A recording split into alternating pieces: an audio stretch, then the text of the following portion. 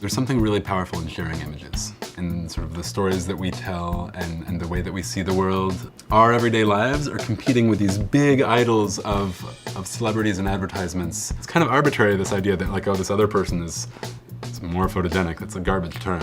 And so there's definitely something powerful about saying, hey, you know what, let's make some big, powerful images of stuff that's really important about the people in our communities. When I started photographing dance, I did a lot of just try to freeze the movement.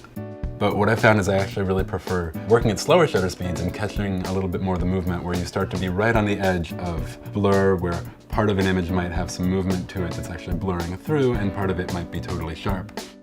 Like much more interesting than the frozen static shots. I shoot so spontaneously, and sometimes I'll take 3,000 pictures in a day. People tend to think of it as just point and shoot. There's a lot of on-the-fly decisions that are about how best to capture it. All the details that a painter might have months to go back and touch up, you're trying to get them all in one split second. For me, photographing dance, you have to dance. There's times when I want to hold perfectly still and let the dancer move through the frame, and there's times when I need to move with the dancer. So all of a sudden they start bending over, I have to start bending or twirling the camera as they spin. Like if they move a fraction of an inch, you might have to move 2 feet. It's like playing pool, you're playing with angles all the time.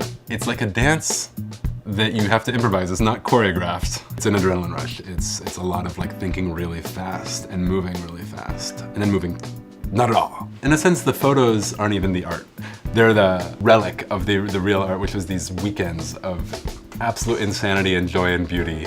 Everyone was there just to share with each other, and there was no competition. Every single performance was absolutely perfect. And there were so many different styles of dance that was just kind of like tap and traditional Aztec dance and praise dance and hip hop and people who just thrash around in ways in which there are no words to describe. Bringing all that together in the same space and just having these really intimate performances / dances is really remarkable. There's certainly some people who are excited about the sort of celebrity aspect of it. I might be projected on the side of the Kimmel Center now, but most people really tend to respond to it just because of the community aspect to it. It's just something that really resonates with everyone.